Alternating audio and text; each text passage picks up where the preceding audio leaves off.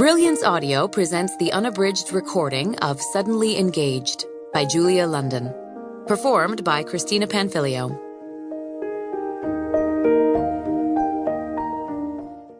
Prologue.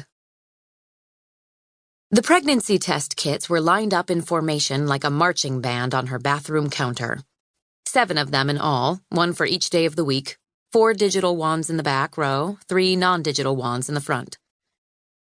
Kyra watched Brandy closely as she stared down at the sticks. "You're pregnant," Brandy announced. "Maybe it's the brand," Kyra suggested hopefully. "Maybe I should try different brands just to be sure." Brandy gave her a side eye. "You're pregnant, Kyra."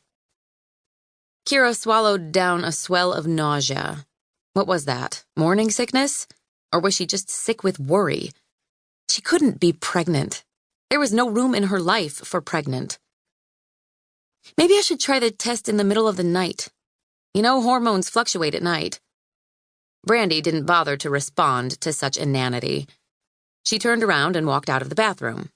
Kyra reluctantly followed. Brandy draped her supermodel thin body over Kyra's second-hand couch, then flipped her blonde Brazilian blowout over her shoulder. "Did you call him?" Kyra sank much less gracefully onto the matching second-hand chair. "I've called him. I've texted him. He hasn't responded." "He's ghosting you." "It's those damn destination weddings." Brandy sighed. "Weekend romances are so intense, and then they never work out once you're back to real life. You should really avoid them." Kyra looked curiously at her friend. "It was your destination wedding, Brandy." "You know what I mean." Yes, she knew what Brandy meant. She should have been more careful. Generally, Kyra was on board with Brandy's advice. They'd met when Kyra landed a job at U.S. Fitness, a magazine devoted to weekend warriors. It was Kyra's first real job out of college. She'd been hired on as a junior copy editor. She'd had great ambition when she'd started. She wanted to run her own magazine someday, just like she'd run her high school yearbook, and she saw the job at U.S. Fitness as her springboard. She'd worked hard and volunteered for any extra work anyone would give her, and it had paid off. In 6 months' time, she was promoted to copy editor. Brandy was a senior editor at the magazine and had seen promise in Kyra. She'd taken her under her wing, told her about an editorial position opening up at the end of the year. When she'd found out Kyra was new to New York, she'd helped set Kyra up with a personal life. She'd made sure to invite Kyra when a group was going for drinks or to join them for a weekend outing, if that outing didn't include a 30-mile bike ride. Kyra hadn't exactly gotten on board with the fitness part of her job. Brandy had been engaged to Mark when she and Kyra first met. As good-looking and as fit as his fiancée, Mark introduced Kyra to his handsome and successful friends, several of whom Kyra had dated. Maybe a bit indiscriminately. Why not? She'd been a full-fledged, card-carrying adult, and it was New York. Dating and sex were mandatory recreation for a single woman in New York.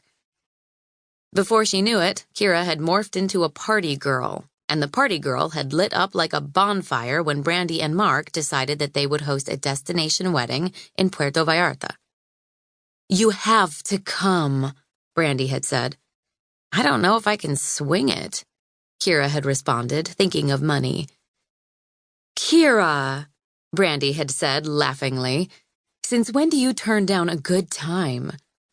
She'd been standing over Kyra in her little work cubby, wearing fabulous high heels and a miniskirt that showcased her runner's legs. "You cannot pass this up. It's a chance of a lifetime, and it will be so much fun. And just wait until you get a look at the groomsmen." She'd winked at Kyra.